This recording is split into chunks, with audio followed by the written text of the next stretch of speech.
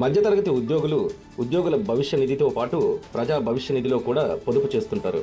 అయితే ప్రస్తుతం పీపీఎఫ్లో ఏడాదికి గరిష్టంగా 1.5 లక్షల వరకు మాత్రమే పెట్టుబడి పెట్టే అవకాశం ఉంది. ఈ పరిమితి 2014 నుండి ఎలాంటి మార్పు లేకుండా కొనసాగుతుంది. దీనిని పెంచాలని చాలా కాలంగా డిమాండ్లు వస్తున్నప్పటికీ కేంద్రం ఇప్పటి వరకు నిర్ణయం తీసుకోలేదు. ఈ నేపథ్యంలో వైసీపీ మాజీ ఎంపీ విజయసాయిరెడ్డి కేంద్ర ప్రభుత్వానికి కీలక ప్రతిపాదన చేశారు. పబ్లిక్ ప్రావిడెంట్ ఫండ్లో వార్షిక పెట్టుబడి పరిమితిని పెంచాలని కేంద్ర ఆర్థిక మంత్రి నిర్మలా సీతారామన్కు విజయసాయిరెడ్డి ట్విట్టర్ వేదికగా విజ్ఞప్తి చేశారు.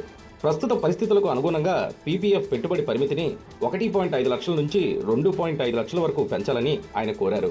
ఇందుకు సంబంధించిన కారణాలను కూడా తన పోస్టులో వివరించారు. తన ట్వీట్లో విజయసాయిరెడ్డి ద్రవ్యోల్బణం పెరుగుతున్నప్పటికీ 2014 నుంచి పీపీఎఫ్ వార్షిక పెట్టుబడి పరిమితి 1.5 లక్షల వద్దే కొనసాగుతుంది. దీనివల్ల దీర్ఘకాలిక సురక్షితమైన పొదుపును ప్రోత్సహించే బదులు చాలా కుటుంబాలు అధిక రిస్క్ ఉన్న పెట్టుబడుల వైపు పరిస్థితి ఏర్పడుతుంది. కోట్లాది మంది భారతీయులు తమ ఆర్థిక భవిష్యత్తును మరింత భద్రంగా నిర్మించుకునే అవకాశం కల్పించేందుకు పీపీఎఫ్ పరిమితిని కనీసం 2.5 లక్షల వరకు పెంచాలని గౌరవ ఆర్థిక మంత్రి నిర్మలా సీతారామన్ గారిని కోరుతున్నానని పేర్కొన్నారు.